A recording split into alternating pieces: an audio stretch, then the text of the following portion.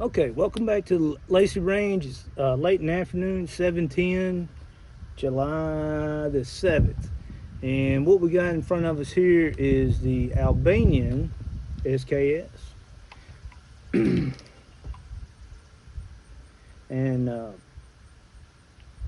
you can look up on other YouTube stuff, get the history of it and everything. But most notable, the longer handguard, unique style of magazine, charging handle like an AK. Uh, Numbers right down here for matching, and 1550. Let's see if everything matches.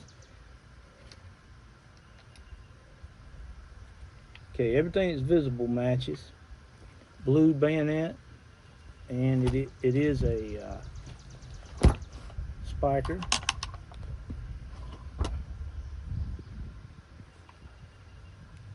Yeah.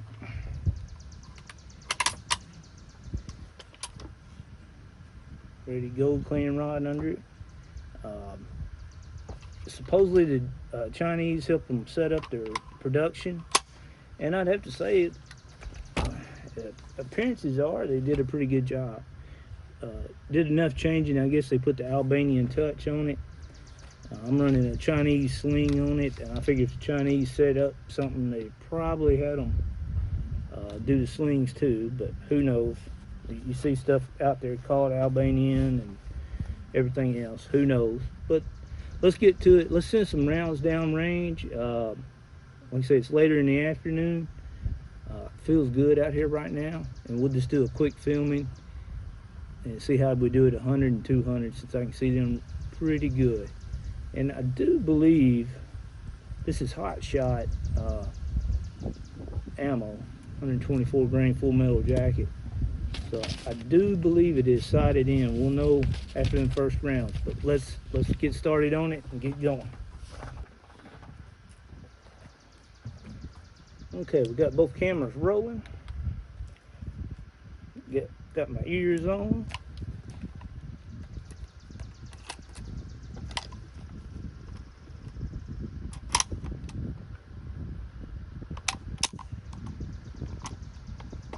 Uh-oh.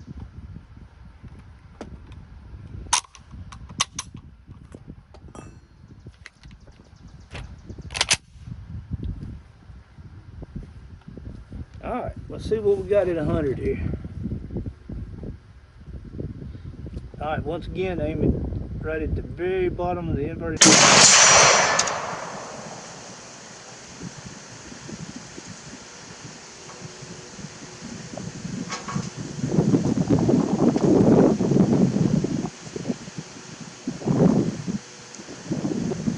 Impact up there by the head. Good left and right's pretty good.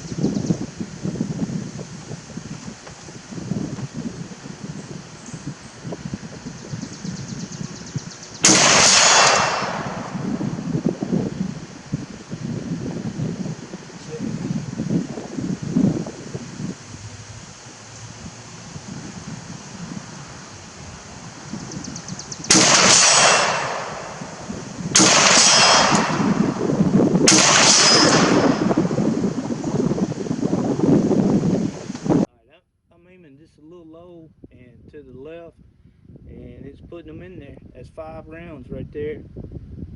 No problem at all. And it could use just a little bit. And I can't remember what ammo I zeroed it with. I got a bunch of Hungarian, some other stuff, but good enough. Not a bad group out of either one of them. Open sights. So let's move on down to 200 and see what we get there. Put the safety on because she is loaded. Got a little oil on my glasses. All right. She's shooting high, so I'm gonna leave her on 1, and we'll go for the 200. And I'm gonna do about a half hold left. Hit.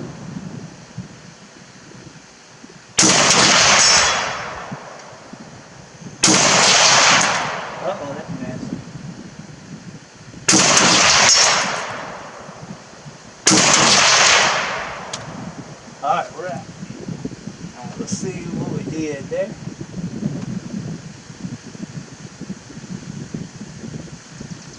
Okay. That 200 to the left and right was hitting just like we thought they would. Okay, let's try some more in there. Boy, it's tossing them right up off the building.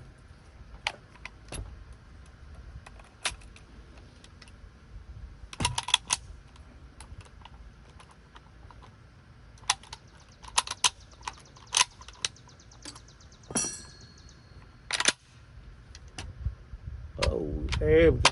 Well, did I induce a jam?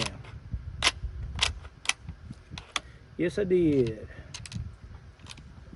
But we'll fix that. All right.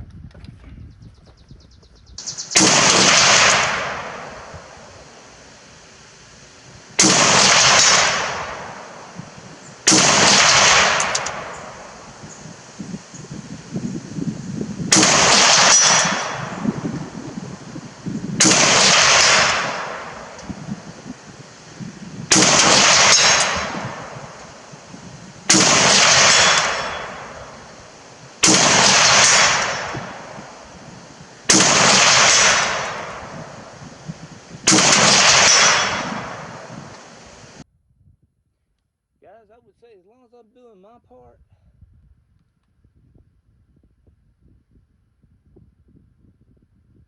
yeah, I'm eating it up down there. Is it an AR-15? No, but it does okay. I'm happy with that. Got her heated up good. I hadn't had her out in a while, and I caught the urge. Hey, I want to go out here and just shoot something and let her go. Like I say, the Albanians, they're fairly rare.